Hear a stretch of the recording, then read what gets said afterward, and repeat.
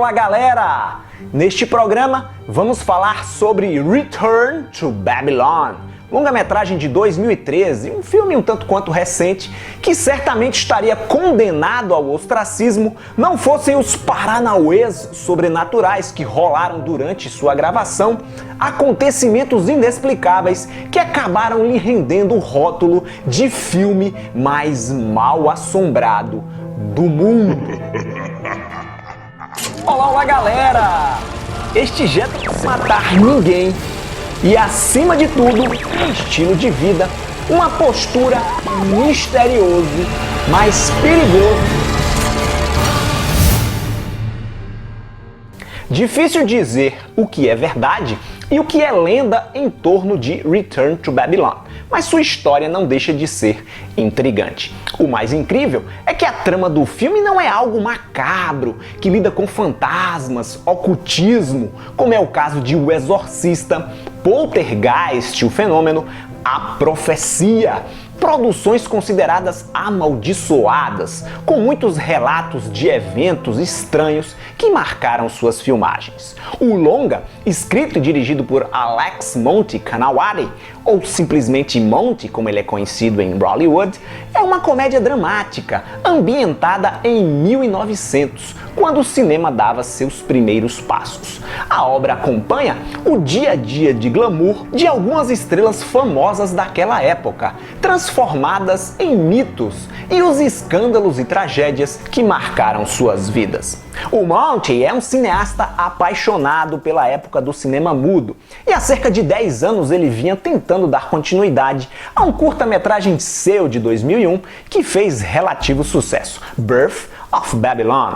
Acontece que nenhum estúdio se interessou pela sequência, Return to Babylon. Nenhum deles achou que aquele projeto fosse mercadologicamente interessante, mas a ideia perseguia o Monty, que estava disposto a fazer o filme, nem que para isso fosse preciso bancá-lo do próprio bolso.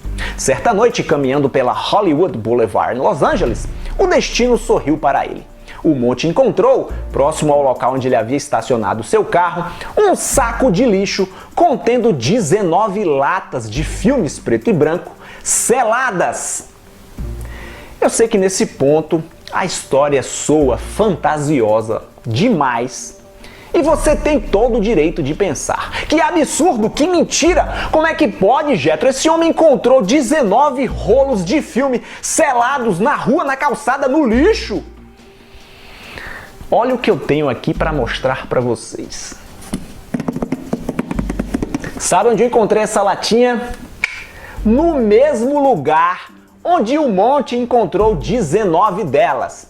Não exatamente no mesmo local, vocês me entenderam, mas no mesmo endereço, na Hollywood Boulevard, uma das avenidas mais famosas, quiçá a mais famosa de Los Angeles, onde está localizada a Calçada da Fama, o Chinese Theatre, o Museu de Cera Madame Tussauds, empresas de aluguel de equipamentos de filmagem, o Dove Theatre, onde acontece o Oscar, e uma infinidade de lojas temáticas que vendem todo tipo de bugiganga relacionada a cinema.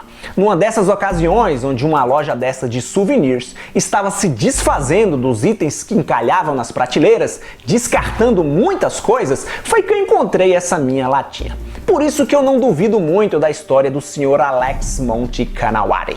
Provavelmente alguém doou esses rolos de filme para ele, mas quando rolou o babado sobrenatural, que eu vou contar para vocês daqui a pouco, ele se aproveitou para tornar o acontecimento mais misterioso. Filme na mão, vamos começar as gravações. Para dar um toque de autenticidade à obra, o Monty decidiu usar câmeras antigas movidas a manivela, as mesmas utilizadas na época em que a história do seu filme se passa, numa situação muito parecida com aquela que eu contei para vocês no vídeo sobre Begotten, e filmar nas antigas propriedades das estrelas do cinema mudo, locais considerados assombrados. Foi durante as gravações dentro de uma dessas mansões que a Jennifer Tilly, atriz conhecida entre os fãs de horror por ter feito a voz da Tiffany, a namorada do Chuck, disse ter sentido uns arrepios, como se fantasmas e espíritos estivessem tocando nela. Filme gravado, vamos partir para a edição. E foi nessa fase da pós-produção que a coisa começou a ficar sinistra.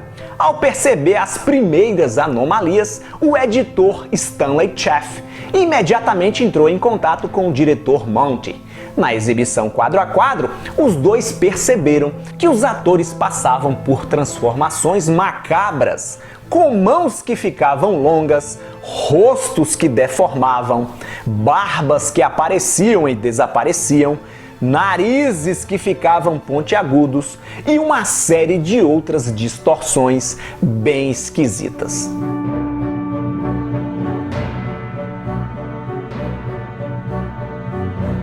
Sem querer acreditar no que eles estavam vendo e desconfiados de que o problema pudesse ser no negativo, eles decidiram enviar os rolos de filmes para o Brooks Institute of Photographic, para que os profissionais daquela renomada escola de fotografia e filmagem dos Estados Unidos pudessem avaliar o material gravado. O veredito foi o seguinte: esse filme quebra todas as regras da lógica do cinema. Ou seja, as gravações não foram adulteradas, não houve aplicação de efeitos visuais do tipo morphing, não era uma pegadinha. Tudo aquilo era autêntico. Vários grupos paranormais assistiram essas imagens, estudaram, pesquisaram, mas no final das contas não ofereceram nenhuma explicação plausível para as estranhas transformações.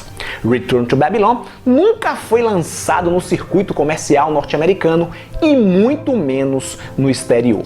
Eventualmente, o filme tem sessões especiais em algumas salas de Los Angeles, onde o marketing utilizado, a propaganda para atrair o público é o filme mais assombrado de todos os tempos.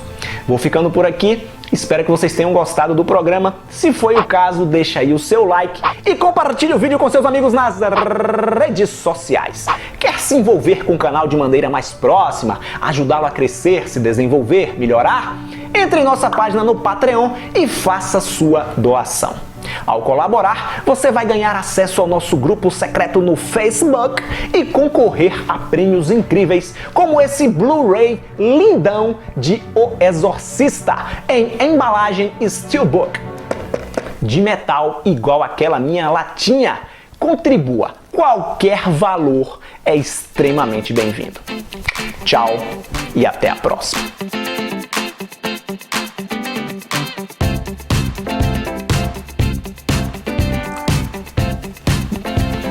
Clique nos monitores para assistir a outros vídeos e em seguida clique aqui para assinar o canal.